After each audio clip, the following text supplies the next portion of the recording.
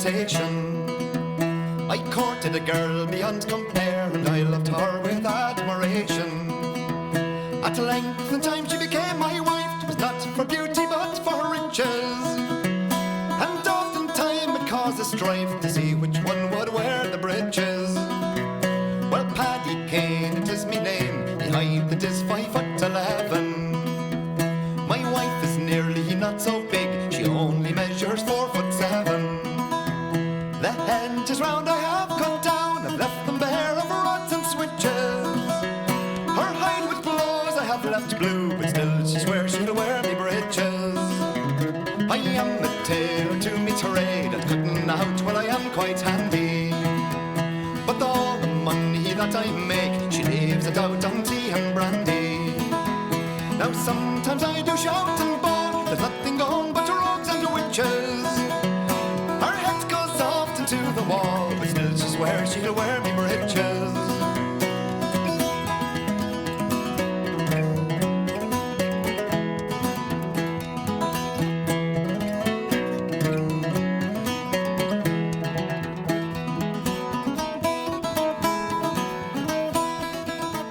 Good boy, Joseph. Joseph loves digging potatoes. My dad used to do a potato garden, and I remember helping him. I remember, gosh, it's like, I don't think I actually did much of the work. It's funny, whenever I'm doing any of the work, it's like I can remember what it was like. Even though I wasn't doing it, it's like muscle memory. There you go. So these are roosters. Tell me about the rooster. The rooster, a good solid potato. It's big size. Oh, good boy, Joseph. It's a solid potato, like they come out good shape for peeling, a good size. Typically, like that's a good big spud. Wow, look at that. So this is one stalk, right? So let's count how many potatoes we can get with that one. So one. Yeah, you put them in, Joseph. Good boy. Any more? Oh, what's that? Another potato. Oh, more? That's a decent crop out of one. And why the rooster? One seed, because you get that, like, we'll dig a Kerr's pink there now as well. More tomatoes, yeah. So, oh, a beetle. What's that? A beetle. The rooster grows plentifully. So you put in like one seed, with every lot of potatoes, and they'll be good shape, good size. And is it a sacrifice in taste, or is it still great? Good question. So the Kerr's pink, right, is a tastier potato, and it depends on how you're cooking them. Like back in the day, like at home, we would have just boiled them in a pot, and you peel them with a side plate, have them with a butter, bit of salt, and the flavour of the potato was very important. I came up to Donegal, and it was all mash. Yeah. Mash. So it didn't actually really matter so much because you're putting in butter, salt, you're mashing it. So I think if you're just boiling it or steaming a potato and eating it on its own with a bit of butter and a bit of salt, when it's not mashed or roasted or anything, you really get the flavour of the potato. But we actually don't do that much because of the hassle of peeling potatoes for kids, and but that's all we would have had at home. So the flavour of the potato was more important. So here it's actually more about convenience, and the rooster is actually a very convenient. The rooster is actually a very convenient potato, because like that it grows well, easy to peel. They're typically, even the shape, like they're easy. You'll see the difference now. We'll dig a few different varieties there now. Oh, good boy. Yeah. I never actually heard of a rooster before I came up to Donegal. Do you know? But they are quite common. Now, Joseph, you mind your foot? This is great soil. Back here? This is great soil. So the other part of the story, how would you call it? I'm squatting here in Tony's field. But this apparently, back in the day, was a great potato field. And like, no offence to this area, but there's not a lot of very good land. It's quite boggy, rocky. It's sheep, good land for sheep. But this few fields here, you get this what you'd call a loam. So a loam is like a good mix between sand and silt and clay. So the sand keeps it from getting too waterlogged. That's the sand. Yeah. Kind of the bigger particles that let the water flow through it. But then there's enough clay in it. Clay is the stuff that will stick together, that holds the moisture, and it has more kind of organic matter in it. And you get the water here. You get plenty of rain. You need that or you don't need it? Yeah, you need it. Yeah, no. Well, no. Players don't. No, I don't think they need that much, but they do fine here. It's just crumbling. This earth's great. It's just crumbling. Yeah, it is, and that's perfect for potatoes. I didn't put down any fertilizer this year because there was quite a lot of. I used horse manure last year. And what, you'd know the difference? See? Well, you see, I had a feeling there was enough fertilizer in the ground from last year, and this ground hasn't been used for a number of years, so it would have a lot of nutrients in it just naturally. Would you, from growing this potatoes, you'd know, right, it's running out of nutrients? Well,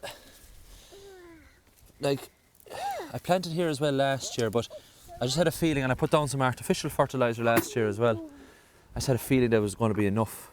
Because too much fertilizer is bad for a potato. Go on. Yeah, they'll get kind of hollow in the middle and kind of rotten in the middle. Now, I find the crop is down a bit this year, so I have to kind of dig more to get... Like last year, we mightn't have had to pull up as many stalks to get the same amount of potatoes, but a lot of them are actually quite rotten in the middle. I think they might have been over-fertilised. Perhaps. So we could go so far to say fine art or just a bit of know-how? No, know-how. So it's my 4th year at it, and I've made mistakes every year. First year, what was it caught with the first year? The frost. With frost at the end of May, killed all these plants that were up. And now they regrew, but the crop was down. Second year then, blight. Last year then, I can't remember what happened last year, but every year you learn something. Every year we've had a decent crop, and I'm waiting for the perfect year, but it mightn't come.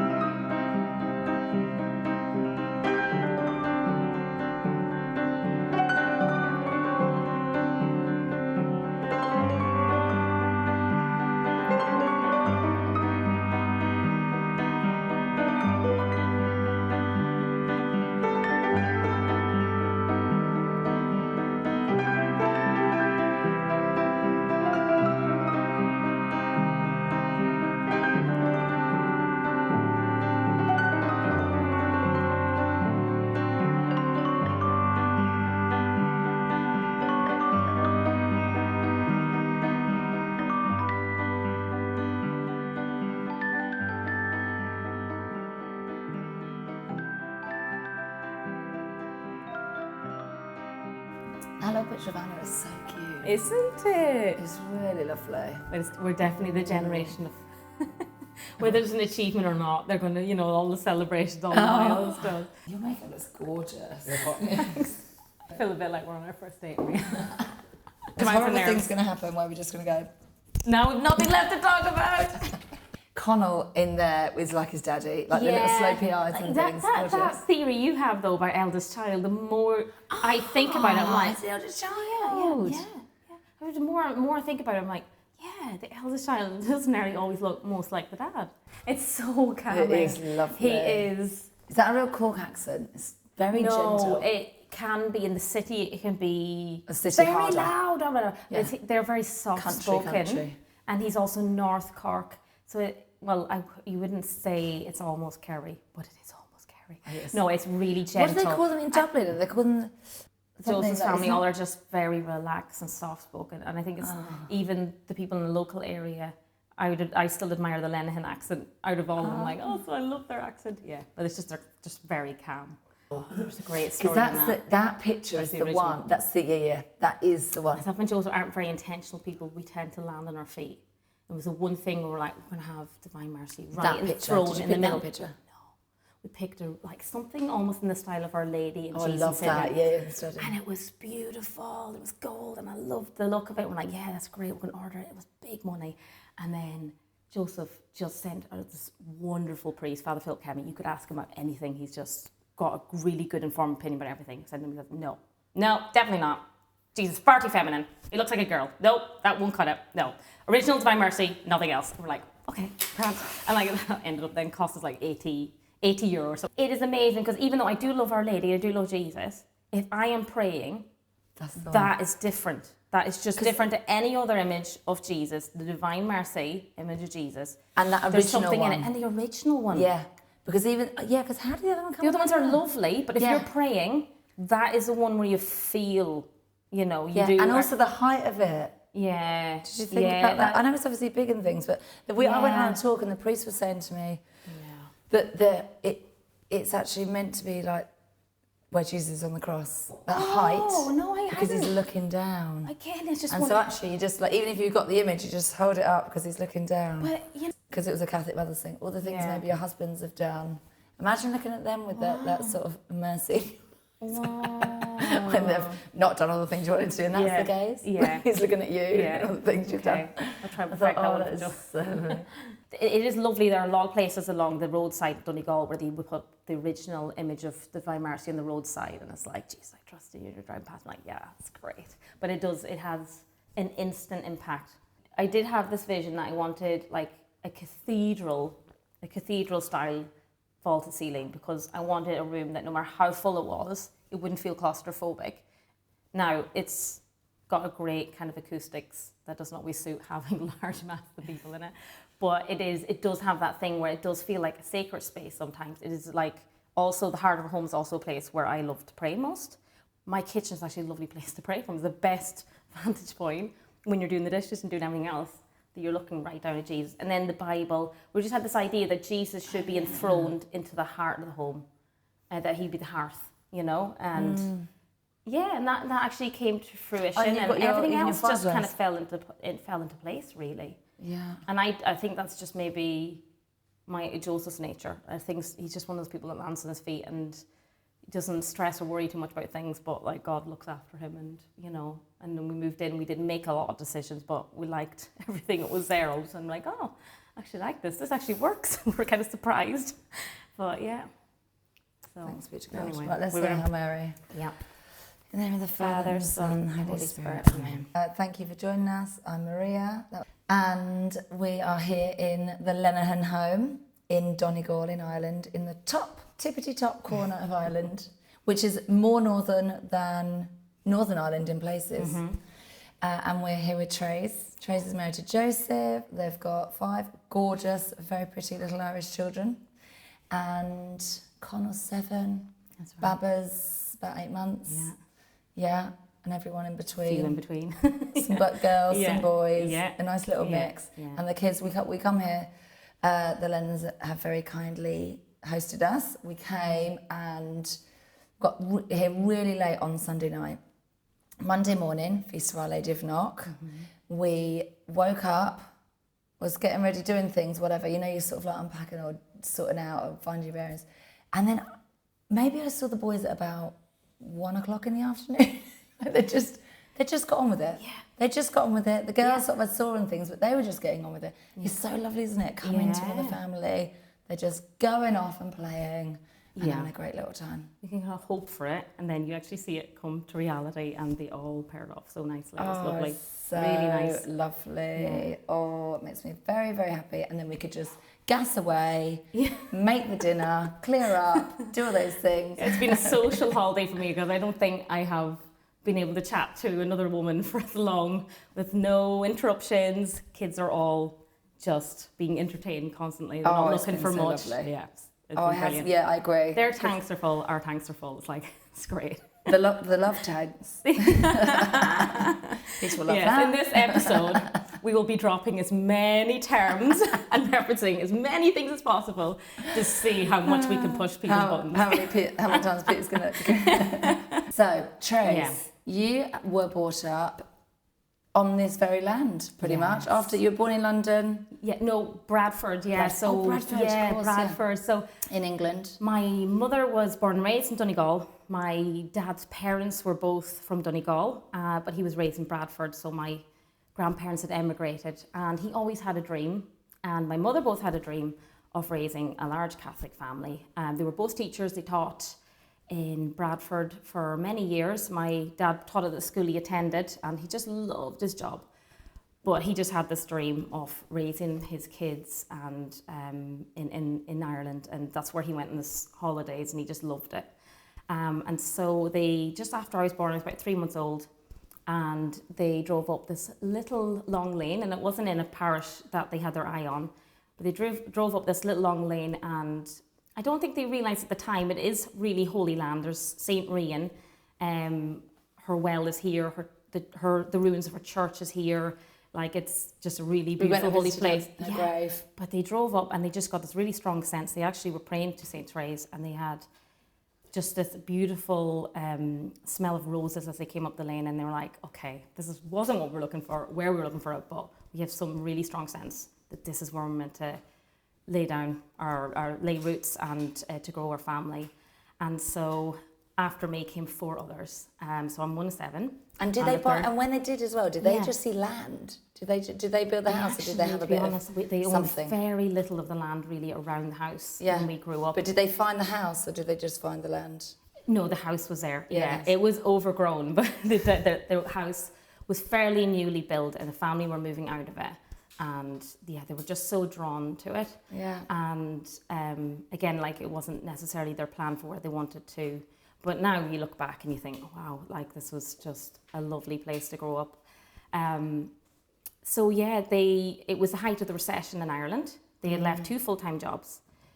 But for them, they were willing to make the sacrifice that one of them was going to be at home, and one of them was, please God, going to get a job teaching. The job that came up was for my mum first, because she was an art teacher, so she taught in the local secondary school. And for those early years, when 4, 5, and 6, and 7, number 7 came along, my dad was a stay-at-home dad, and he would take work in the primary or secondary schools if he ever got a week or 2 here and there, and then my granny would take care of us. But my dad was like a stay-at-home dad, and that was a big sacrifice, a big shift from working full-time and, you know, moving from like a city to like rural Ireland. But he had this dream, and I think, you know, the biggest part of that dream was he wanted to raise his kids somewhere that they would be solid in their faith.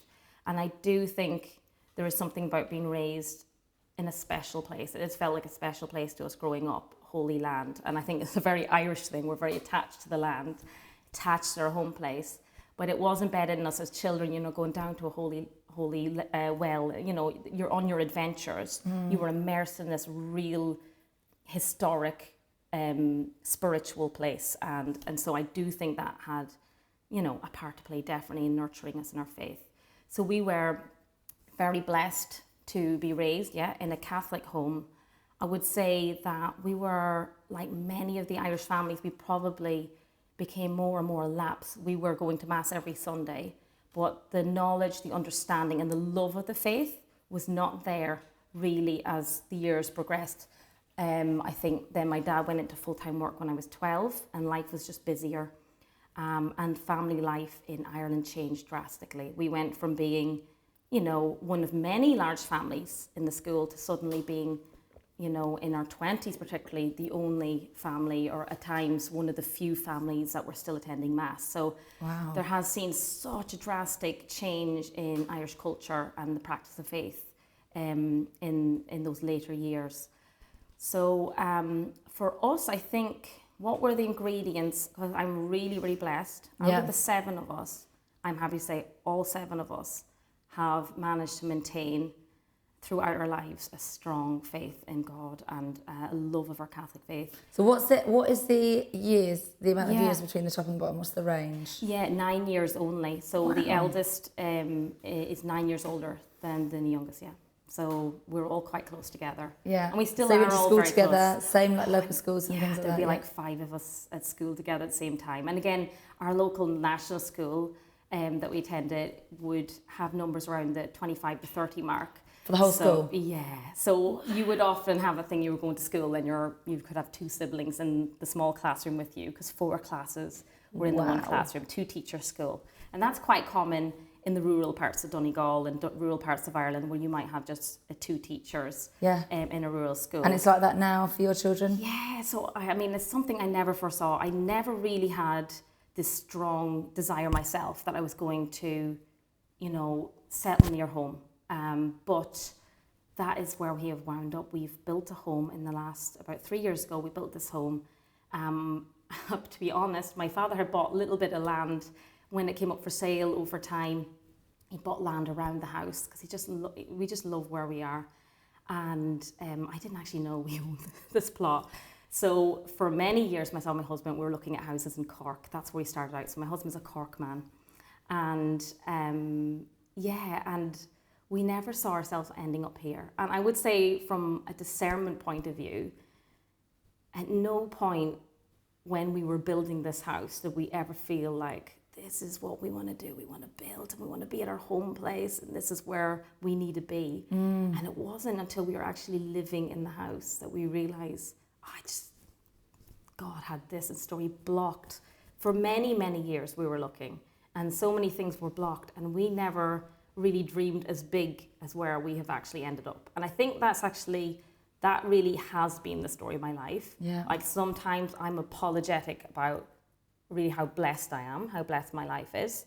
But at this point in my life, I definitely I can look back and say that God has always had a greater dream for me than I dreamed for myself. My dreams were always quite small. I'll be happy with just this, I'll be happy with just that.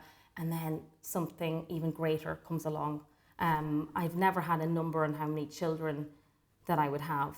But I mean, I do often have that feeling of like, how am I already have 5 healthy children? It's kind of sometimes it is almost too much to process.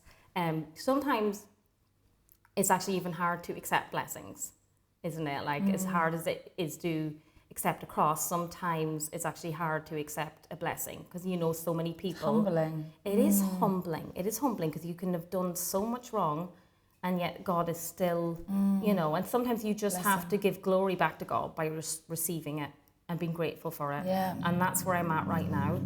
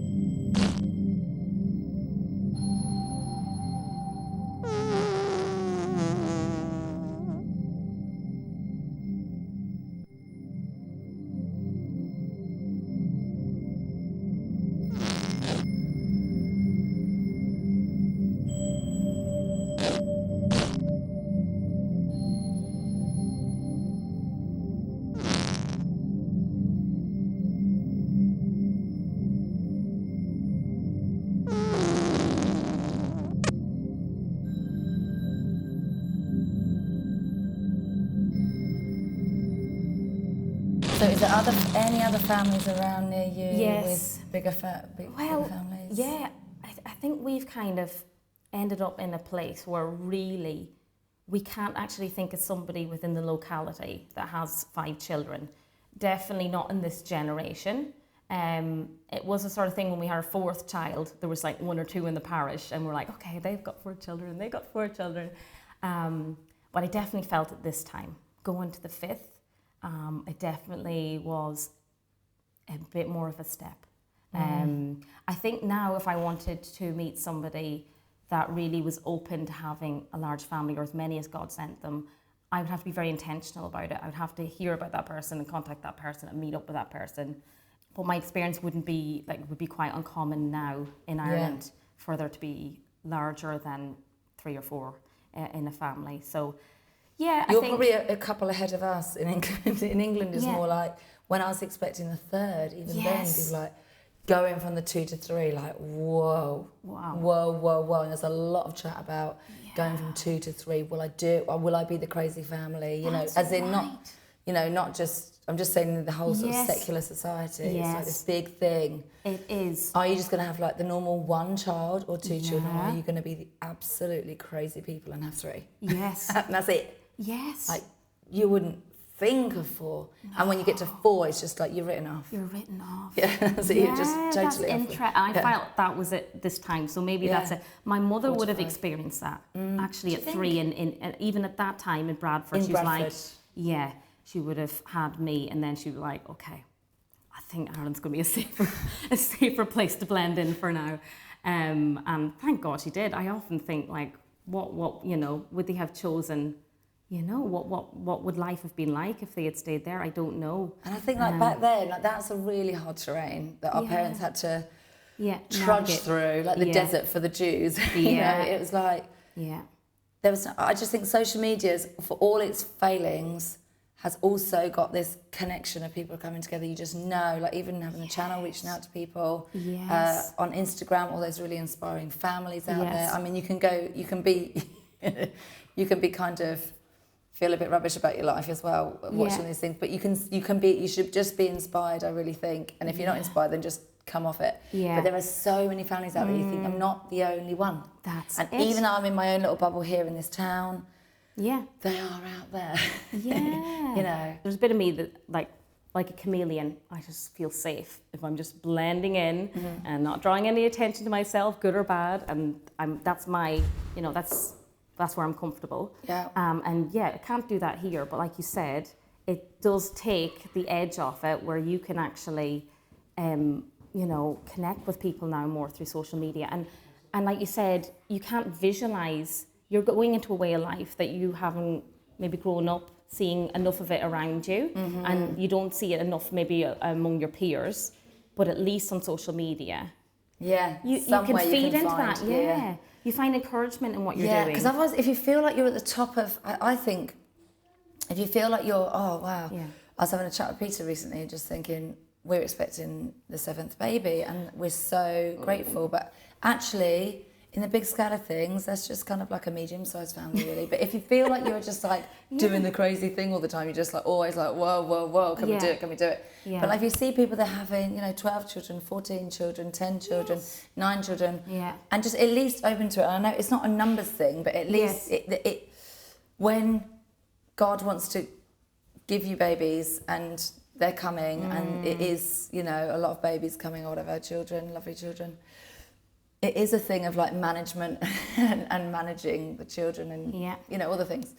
So if you've got those like higher goals, if you can see people that are doing it, I think that definitely helps me, where I don't feel like I'm doing such a great thing. Yes. You know, there are people out there just doing so much, and I like to be inspired by others, and I need that. The fact that you like are so drawn to it and inspired by it says something about, well, where is that desire coming from? Like, why do I think the most beautiful holy women that I've ever come across or encountered are on the 1-9 channel? And you're thinking, well, maybe I'm not that crazy. Maybe this is a beautiful way of living. It's an alternative way of living, but it can be a hard way of living, but it's a really beautiful way of living. And I think there's a lot of things about like the Catholic life, we've said it before, especially Peter loves talking about this sort of thing, where we, you know, the virtue of, you know, humility and charity and, you know, listening to our brothers and sisters in the world and around us. And sometimes we've dropped to too many of our own standards, you know, and just sort of let them do this or let that happen. And it's not always a bad thing. I think particularly at the third sorrowful mystery, I really just wonder and pray to God for the times when we should say something and the times when we shouldn't. You know, sometimes we should just accept things and that's the right thing.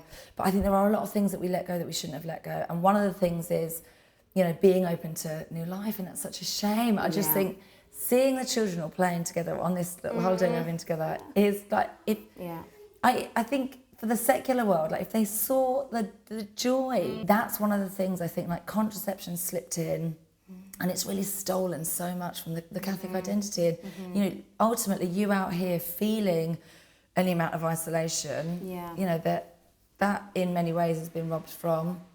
contraception, been sneaking in and just sort of robbing our Catholic families from being happy to be these big families. And like, you know, that terrain was hard for our parents, and many people, you know, wouldn't be able to stand up to it and have all the children. And, you know, you go, even I went to the doctors recently to do some extra checks with the baba. I'm pregnant, and I've never in my pregnancy had the doctor asking me, and now I know, you know, and she said, I know you love babies, and I love babies too. And she said, but I'm also caring for you.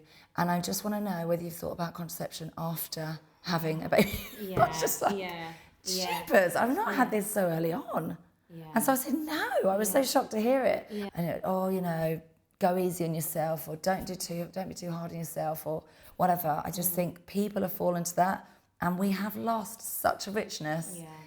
But I have noticed, and I don't know, like social media might have helped with this, beautiful, wise, I think a lot of people from America have done such gorgeous things, like Kendra Tierney, writing the Catholic All Year Compendium, and like you've got all the feast day things in there, and you just sort of, the more and more gorgeous books, through that, and I think there is such a growing young movement of Catholics that are on fire for their faith, that want to live the faith, want to do it properly, want to be fed properly, want to have, you know, all the things to feed us spiritually.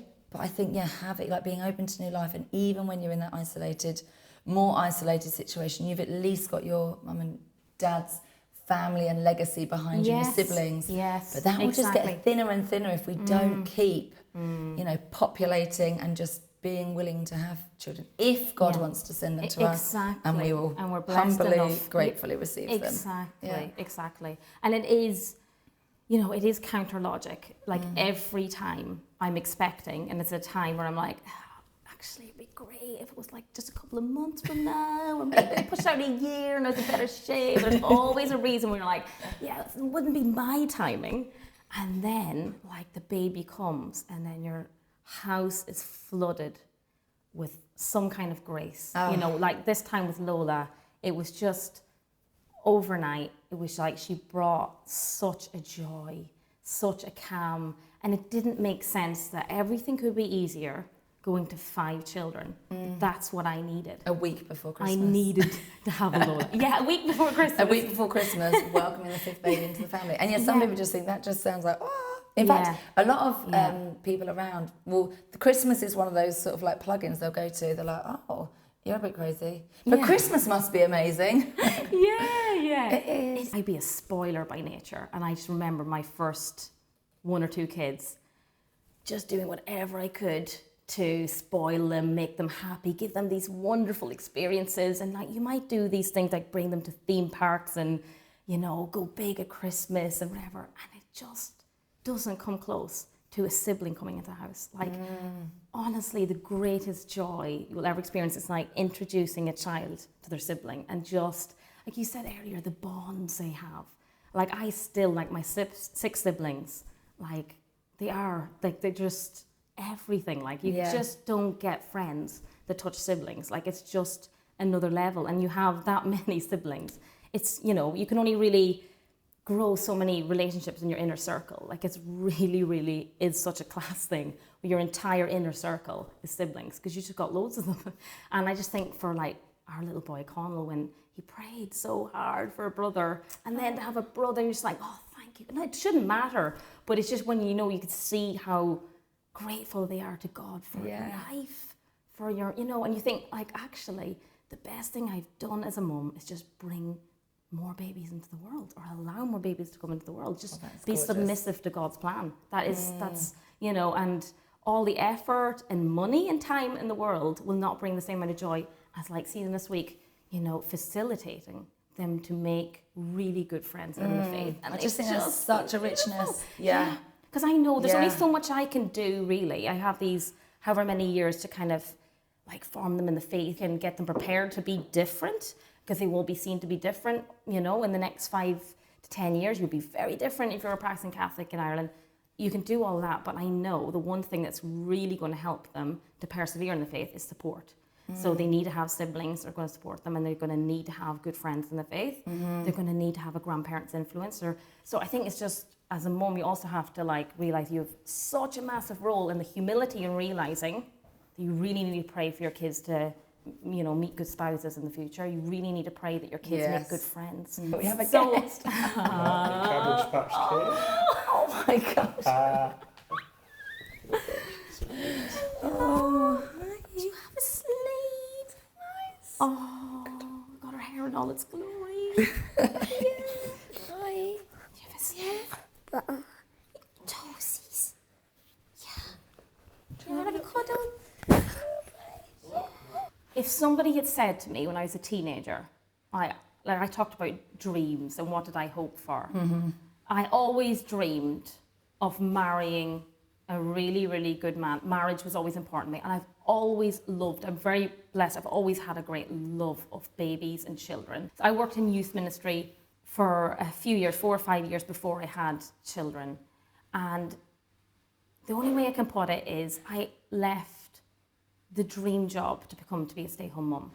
And everybody warned me, you're going to be so lonely, you're going to be so isolated, you should go back part-time, you love what you do. And I worked for this wonderful religious order, Presentation Brothers, and it was like a job that was crafted just for me. I was working with secondary school students, primary school students, I could do prayer meetings, I could talk, I could preach about the faith. I loved it. But it was nothing as close as what has come from being a mum and getting to be at home with them all the time. And I thank God that I am blessed enough to be able to do that, because that is, for me, it's a dream that just was not realised. That it is hard, it is really hard to be at home and to have multiple young children, but I am the happiest, honestly the happiest I have ever been in my life now, with 5 small children and all the duties that come with that, than I was when I did not realise that that's what would make me happy. This is a dream. Don't put it off. Don't try and do both. Don't try and justify yourself. Just be open. And God is such a good plan. Like, this is, and I think often, like, I joke a lot with my husband about, like a really, really hard day at home and things are really, really difficult. And I'll turn to my husband and I quote, is it film Fury? It's a little bit gritty war film. And they're sitting in the tank and they're in the middle of a really, really difficult battle. And they're facing into it. And then he's like, this is the best job I ever had. And but that is it for me. Like, every day I'm like, I left my dream job, but this is the best job I ever had. This is the best job I've ever had. And it is like, you're in the trenches, but you have such a sense of like, this is the most beautiful thing I could be doing. I feel like I have so much meaning in my life now, and you don't feel like they're not, that's also the thing. You can actually be in awe of it. Like, it's a big undertaking, the vocation of being a mother and a wife. Well,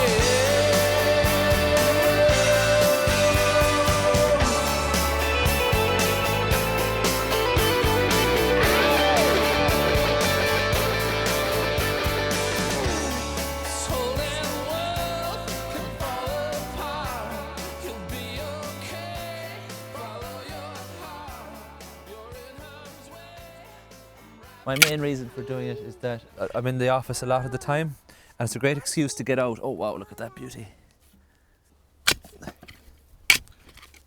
It's an excuse to get out. Excuse to get out in the soil and get the kids doing a little bit with the soil. We were saying, my dad used to say that you get as much good out of working with the soil, like working in the soil, as eating the produce. That would he would have had that theory. And your old man's right so far. Oh yeah, yeah. Oh, I love it. I really love it. What do you think, Joseph? He loves the small ones, which are no good. So I think that's why it's so I've tried to grow other vegetables as well, unsuccessfully. And the thing about the potato is, like, you could put in one. I think I've actually planted all these in one day, one big day, and then I had another 2 or 3 days where you rise up. So as the plants grow up, you put more earth. You put more earth. So it was a couple of days of digging, but you could do one good day here and there. And then once they're kind of established, they need little to no maintenance. Whereas with the carrots and everything else, you need to be weeding them and even watering them at the start. They need a lot of regular care. And if I'm away for days at a time, it's not going to happen. It didn't work out, no. And carrots, not only are they hard to grow then, they're also hard to get down the mouths of your children. I had that experience. My first year I was up here, and I remember being out. I hadn't weeded in a week or more. No, it was weeks, since I'd weeded, and it was all well grown up over the plants. And I was out in the evening, it was wet, and there was the midges were out, I was being eaten. And I was trying to pare back the grass, and I just thought it was beetroot. I was trying to save the beetroot. I was just thinking, we have beetroot in the fridge, and the kids won't eat it. What am I doing? There's a hell with this. And packed it in and let it rot on the ground. So you'll take all the potatoes out, and then next year you'll come back. Now I'll probably move again next year, because you're supposed to move out because disease can build up and things like that. Oh, right. Yeah. So come on, Joseph, we'll dig another. So we have 3 ridges of roosters. Rooster, rooster, rooster. And then we have the Kerr's pink, which like as they mature, the stalks die off. Yeah. So you can see they're starting to die. Now, the Kerr's pink have been starting to die off a lot quicker. This 5th ridge, then we have records and a spud called Sharp O'Meara, Right. which I don't know a lot about. And then these were mysterious potatoes that Connell brought from Scotland last summer. We stuck them in the ground and they grew beautifully. But we don't know what variety they are. So I'll dig a few Kerr's pinks and we'll dig a few of Connell's. Now, that's a rogue rooster, I think. So that'll be an old rooster potato that grew up last year. Yeah. Good boy. Oh. Now, they're Kerr's pink. Oh, so yeah. they're not as big, but they'll be a tasty potato. Yeah. Huh? What? Oh, I can see more potatoes here, Joseph. Oh, yeah. You go get it. You put them into the bucket. Good boy. I remember doing this with my dad.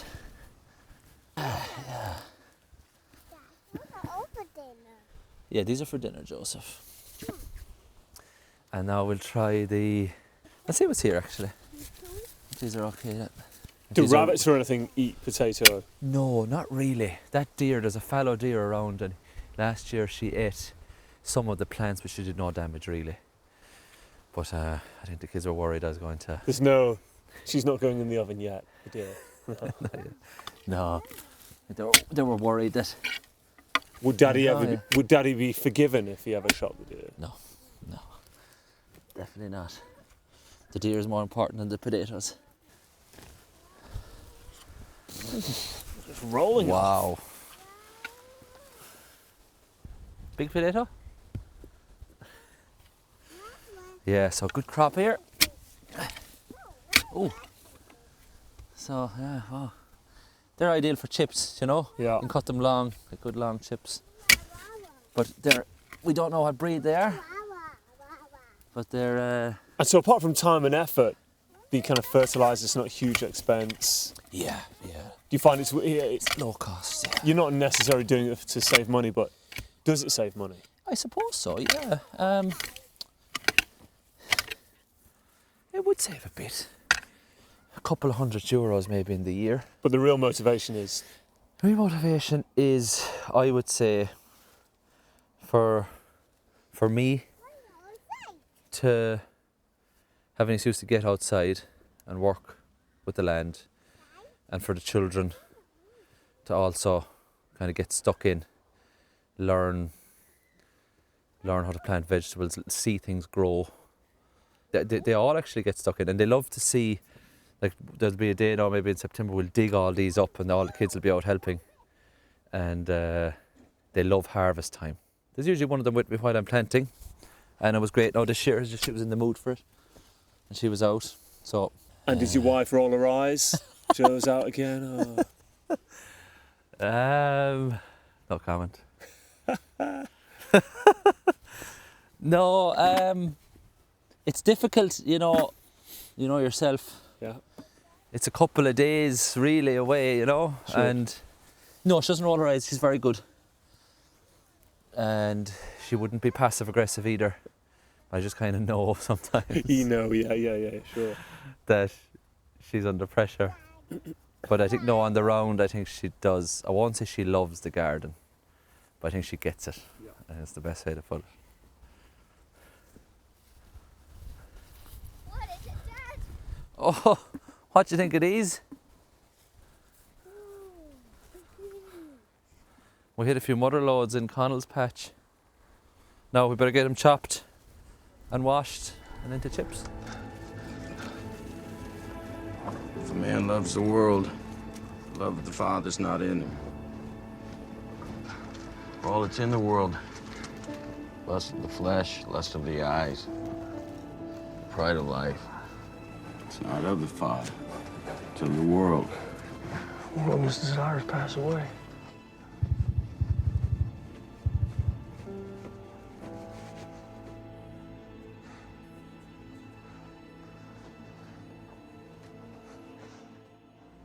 Then I heard the voice of the Lord saying, "Whom shall I send?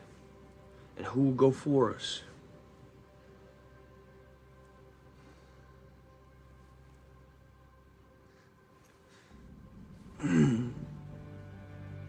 And I said, "Here am I.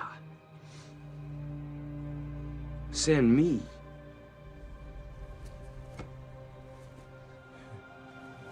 Book of Isaiah, chapter 6. Best job ever. Best job ever. Best job ever. Best job ever.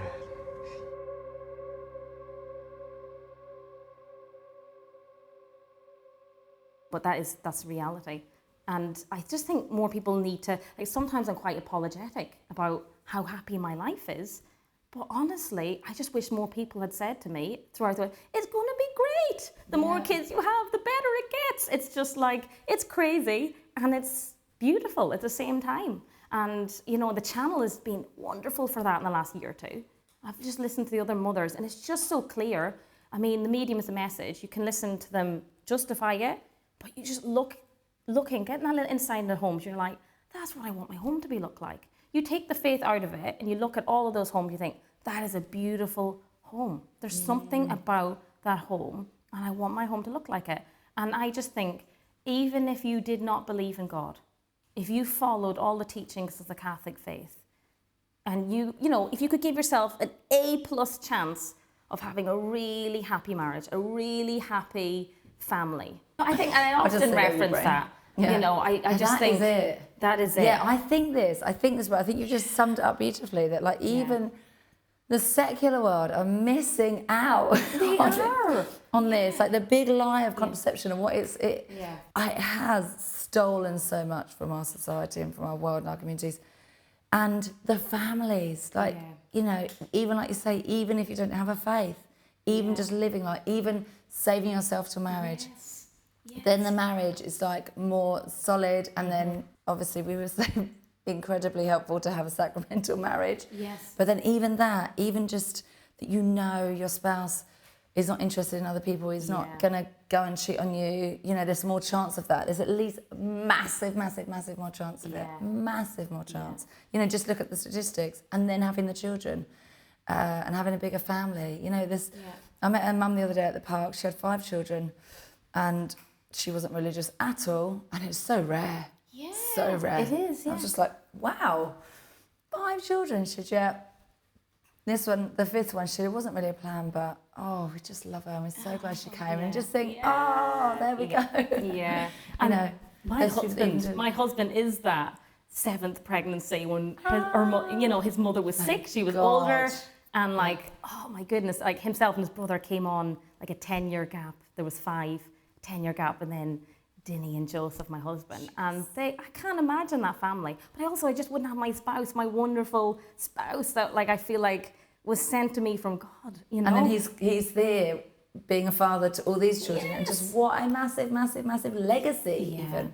Yeah. And I'm and trying he was to saying think, as well how he's like, he absolutely loves the brother that's just above him, like 5 years, and then he absolutely loves the one, his best friends are the one that's like 16 years older, and one that's 18 years older, and he's just like, it's all the same. Yeah. It is all the same. Yeah.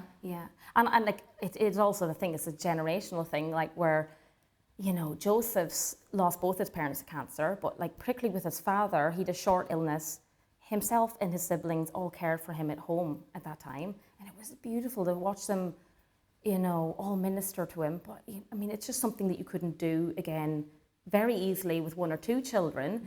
Again, when my mother was sick, we were really blessed. We had a year we really knew that with my mother had like a brain tumor. We knew that was terminal, and we were able to care for her at home. And her great love really in the end was just gardening, and she was still able to go out and garden. And, you know, I don't think we could have done it with 1 or 2 children. So I often think about it in terms of legacy too. Like, you bring these beautiful souls into the world, but like one day you may be blessed enough to also be a grandparent and have all these other beautiful little souls come into the world. And, you know, and I just think it goes so far down the line where, you know, these grandchildren will be bringing so much joy into your life. And I think about, you know, that thing of also looking after a parent when they're elderly and they're sick and they're old. You do want to have, like, if you're blessed enough to have lots of children, it does take a lot of children to care for somebody that is sick. And that has been a really beautiful bonding experience for both our families, to be able to care for our parents at home. And I'm not one of those people that just always idolise the past. I think there's so many things that are so beautiful about the time we live in. I think the fact that men are so involved in their children's lives is a beautiful thing now in Ireland. It really is. But in Ireland, there was that natural thing. There was often a grandparent in the house. There was parents, and there was lots of small children. There was always, and I do think the grandparent often can have like a real spiritual role. There's always that extra person in the corner. And children grow up, we talk about, like, we send kids to school and we worry so much about socialising them.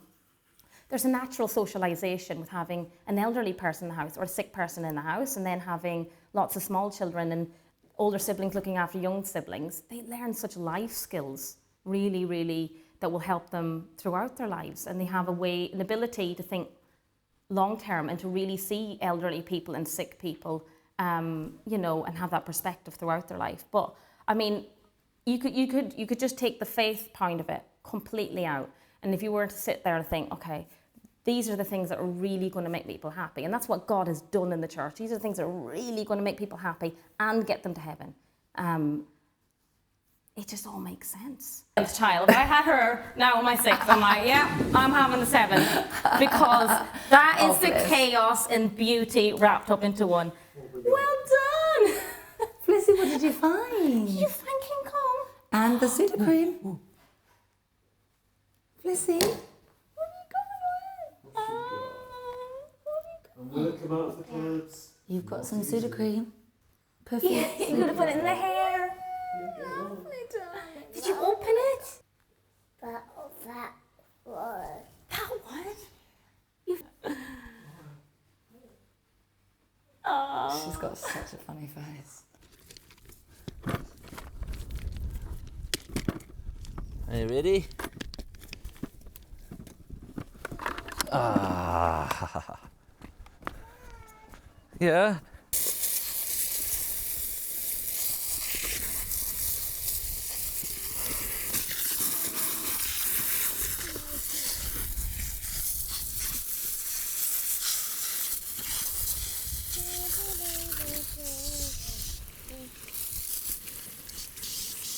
You want hosing? No, come in out. You're dry. Come in. Oh no, do your willies. You know, we saw so much change in kids overnight, and then we're like, okay, this is actually as much a thing as computer games.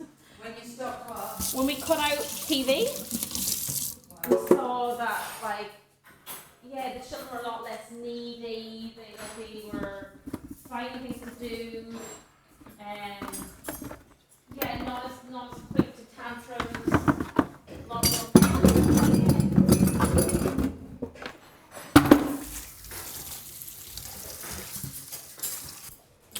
That to me is martyrdom. So let's look at these buttes. Ooh. Wow. I cannot wait to see that. These are okay now. Look really huge. So there's a chance they could be. I'll show you now. There's a chance they could be a bit rotten in the middle. Oh. So I don't know what's wrong with this, but it is rotten, rancid smell. But like, let's just see how these guys are in the middle for the crack.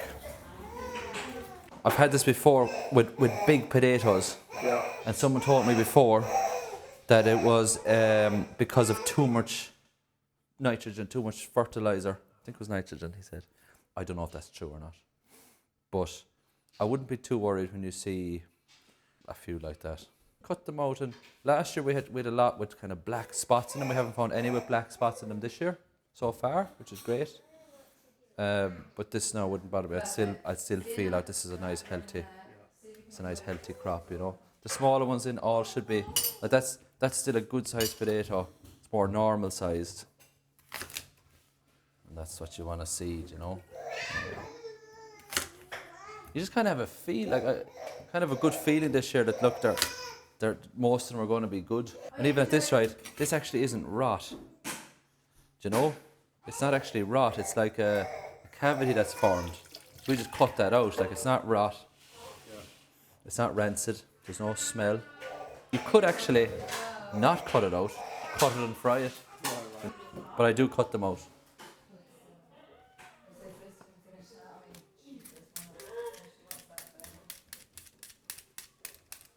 Sorry, how long are they in for? Yeah, how do They're you not. use them? They say between 100 and 120 days. Right. And these are in for about 110 days now at this stage. Sorry, I don't shit them. No, I don't bother. There's a kind of a saying, get them in before St. Patrick's Day or on St. Patrick's Day. But that's difficult up here actually with the weather, maybe down south. Just that you'd have your crop staying kind of on time, you know, that there's this thing like early potatoes. So there's different types of, there's earlies and there's main crop. So earlies, you try and plant, if you can plant them in March or before the end of the March, and then they might be ready for harvesting late June maybe. Do you know those potatoes that you get? We call them new potatoes here in Ireland. New potatoes, salad potatoes, we call them. And there's just such a great taste off of them. Little waxy. No, they're not small. No, they can be big, but they are kind of waxy, alright. But they're a great flavour. Oh, I like them. They're called earlies. They're just this kind of nostalgic flavour. One morning after tea and eggs, contented sitting by the fire, when she broke the teapot on me legs and left me hopping to retire. It's now that I do shout and mourn as I go hopping on me crutches. I wish I'd broke me collarbone the day I let her wear me breeches. So come on, young men, where'er you be, don't marry your wife if she's enchanting. For if you do, you'll find like me, with other blokes you'll go gallanting. Well, my advice it is to you, to marry for love and work for riches. And be sure of a wife with an honest tongue, who'll give you leave for to wear your breeches.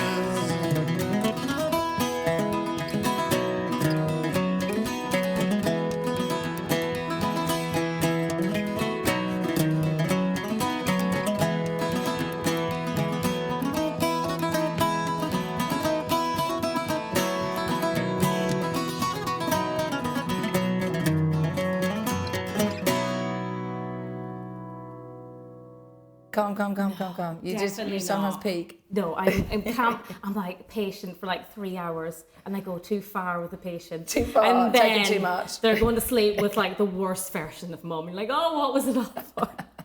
Well, I noticed with the kids, the things that press your buttons are qualities that you had. You love your uniqueness in your kids. You love your husband. You could deal with all of their, quirks. When you see your own quirks in your kids, those are the things 9 out of 10 times that you struggle to be patient with. And I think that is a reality. The hardest thing about being a mum is not actually loving unconditionally the children. It's actually trying to fight through the guilt and the frustration you feel at yourself that you just don't have as much patience as you want to have. You just don't have as much to give them as you want to give them. And, it is so humbling being a mum because you fall quite a lot. You love your kids, and honestly, every single day you wake up with the intention like, I'm just going to get it right today. And when you do, it's the best feeling ever. But I remember reading that in the book, The Wounded Healer, Henry Nouwen, that the greatest sorrow you will ever experience in life is when you hurt your children. And everybody will inevitably hurt their children and get it wrong. And it's trying to accept that, like, it's so hard, And I think there was another thing lately that, like, I've really shone a lot of light on what are the difficult things of, dealing with being a stay-at-home mom, being a mother, being a wife, being, Stacey Eldridge and John Eldridge, their book, Captivating. And there's a great part in that about, the feminine soul, and it looks at Adam and Eve, and we get more of an understanding of like the way a female soul is geared towards. Like, we're made to be the crown of creation. But the greatest struggle for a woman is that feeling that we are too much and not enough at the same time. And that's what I find hard, is struggle with self, really, of being a mum. Like, mum guilt is a real thing that goes back really to Eve. And the guilt that we carry because we always feel like we're too much, we're too messy, we're too overbearing, we're too, we're too whatever. And at the same time, I'm not enough. And I think that is original sin. That is something as a mum that you have to just accept, that I'm going to get it wrong. Yeah. But I'm going to keep doing it because I'm going to keep, the bar is here, and I'm going to fall short, and I'm going to keep the bar there. And I'm going to have to work with that struggle of falling short every day and get back up and saying, okay, But with the kids, it's like, it's actually your lack of patience that is actually the most frustrating thing, because they're just the kid, and you're the adult and you should know better. But yeah, so Joseph has been like such a gift, because I really, really have to say... Your husband, Joseph, not your Baba Joseph. My Baba Joseph, I have to specify. Gorge as well. My husband is Joe to everyone but me. And I always wanted a son, Joseph, just to confuse myself. So, so Joseph came to me, really, at the end of a 9-day novena to Saint Joseph. Ironic. He was so Joe many that people way. have this experience. So I don't think I'd ever met a Cork man, to be honest. I was out at World Youth Day again. It was another local curate at that time, Father Shane Gallagher, invited. The importance of invitation. He invited our family out to World Youth Day. We weren't really that bothered. It was in Madrid. And what year was that? Oh, God, that's a good one. I'm going to say 2012, but I'm probably wrong. Yeah, 2012 in Madrid. And so myself and a few of my siblings and my parents, we joined this group with our local curate. And he said he was going with some priest from Cork and some other priest that was a curate or a chaplain in Limerick. And that's now Bishop Alphonsus. And he was leading up this group. Yeah, he's now in Waterford, the Bishop of Waterford. So he was leading this group, and we randomly ended up in this group. And there was another beautiful family. There was 2 children out from the Foy family. They're a large, lovely family from Donegal. Anyway, long story short, our whole group, we had done maybe 2 days together as a mixed pot of Catholics, some students from the university, 1 or 2 young children. We were like, I was early 20s, some of my other kids, siblings were teenagers. And I was dating somebody for about 4.5 years at this time. Oh my gosh. Yeah. Yeah, it was one of my brother's close friends, and he was not in his faith. And that was okay for me, but like naturally quite an agreeable person to my detriment. I was like, it's okay, it's okay. But you know, when you're kind of in your 20s and, you know, you can just pussyfoot around the fact that you don't actually agree on any of the major things, like abortion, and you don't agree on politics, and you don't agree on the faith. So my faith was very hidden in that relationship, and I was like, okay, I can accept him. And I used to pray a lot, because it was a sort of relationship where we got on great. He was a lovely guy. He could tick all the boxes. My brother gets on with him. You know, as long as he's respectful of me and my principles, and I'm able to follow the teaching of the church, it's fine. He'll convert one day. I remember I invited him to Medjugorje a couple of times, and there was just no budge over those 4 years, and I was still, you know, hiding so much of myself. And I don't think I really felt like I was worthy of more of that, but I was always praying that I would have the strength to just know that, like, I need more. When I was in Madrid, Joseph landed out as part of our group 2 days in. They said, oh, here's the priest from Cork and his brother, Joseph. And I will never forget this feeling I had when I turned and I looked, and they were walking up a path. They were sitting outside a cafe towards us. And it was a weird sensation, because I did not look at another guy the entire time I was dating him. This weird sensation where, like, this person is really important. This feeling of, like, being, just taking in, and I'm not an observant person, I don't have a great memory, but I will never forget just that, the feeling of, like, this person is important to me, and just taking in everything about him. He was so calm, and he had this grin. And anyway, the whole week he hung around with me and my siblings, and he was just like an extension of the family. It was just like, we just had so much crack, so much fun. We laughed a lot. And I remember I went into confession, and I just told my sins. And at this stage I was still doing the novena, just that I would know, you know, I would know whether to stay with this person or break up with this person. And at the end of the confession, I remember Father Jim, my brother-in-law, saying to me, out of nowhere, you know, you really deserve to be with someone that really loves you. That sounds corny, but I just came out and I just was in floods of tears. And I remember looking up, there was a statue, it was the Holy Family. And I had just a sudden realization that my soul was on the line. That there was a proud part of me that thought, I'm going to get this guy to heaven. You know, I'm going to convert him, I'm going to do it. And I looked at the Holy Family and was like, no, like, I'm not Holy Mary, but I really need a Saint Joseph. And if I'm going to get to heaven, it's going to be because I'm with a saint. And that was, like, probably quite an infantile prayer, but that was the changing moment of my life, really. The humility to just say that, like, if I'm going to get into heaven, it's going to be on the back of Saint Joseph, you know, that, like, Our Lady was not, you know, she wasn't a single mum in the end. She needed Saint Joseph to, you know, that Our Lady had Saint Joseph at her side. She had a good, supportive, strong husband that supported her in raising the Son of God. I can't say I immediately was like, you know, oh, this person, you know, is the person. Like, I just got on with Joseph that week, and I went back home, and I remember just this feeling of, like, you know, the vibrancy and being so immersed in the faith and World Youth Day. And I just went back, and I just felt so lonely. Even in that relationship, I was like, it's just a relationship where two people loved each other and didn't fight. It's just falling so short of what I've now realised God wants for me. Sort of thriving. That's it. And it's just that feeling of, like, do you want to get to heaven? Do you want to get to heaven? Because you need to be with somebody that is saintly if you want to get to heaven. I did not break up with my boyfriend immediately. A couple of months went by, and my lovely mother, who never meddled, I said this the other day, she never interfered, she never meddled.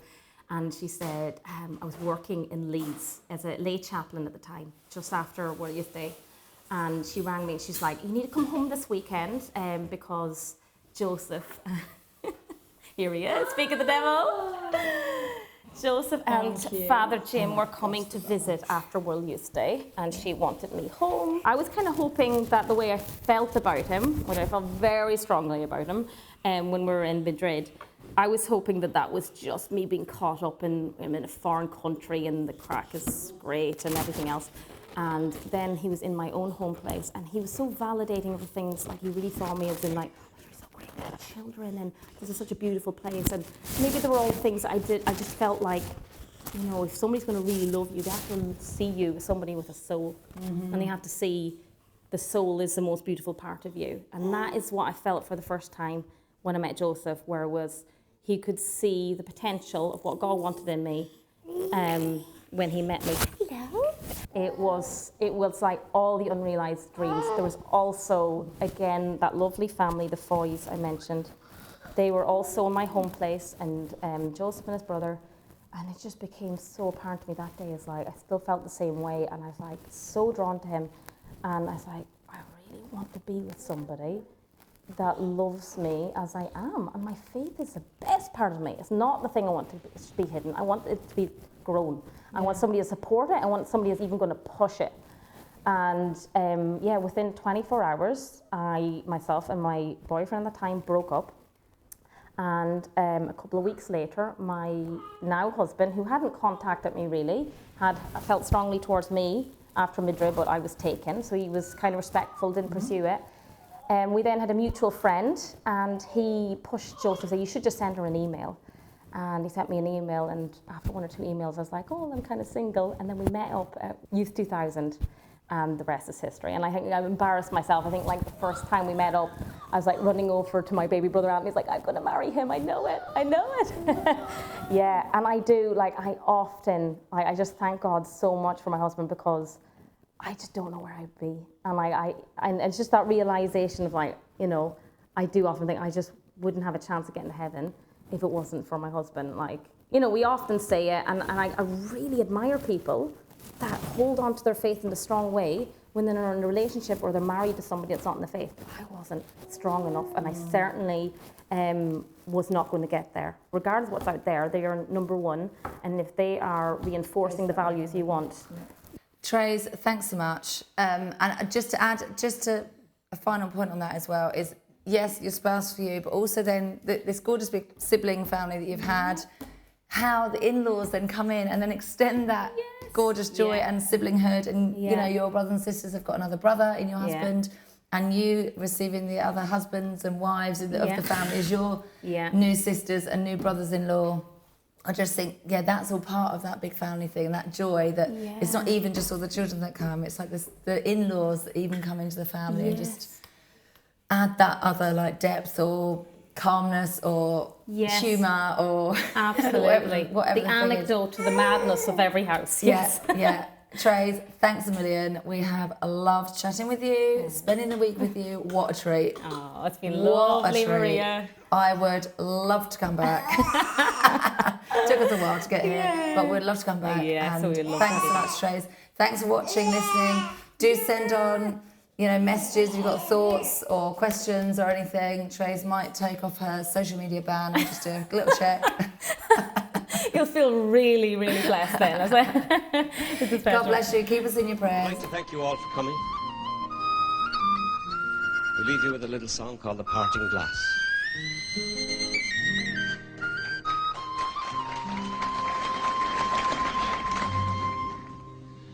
Oh, all the money that e'er I spent it in good company, and all the harm that e'er I've done, alas, it was to none but me. And all I've done for want of wit, to memory now I can't recall. So fill to me the parting glass. Good night, and a joy be with you all. Oh, all the comrades that e'er I had, they are sorry for my going away. And all the sweethearts that e'er I had, they would wish me one more day to stay. But since it falls unto my lot that I should rise and you should not, I will gently rise and I'll softly call. Good night, and the joy be with you.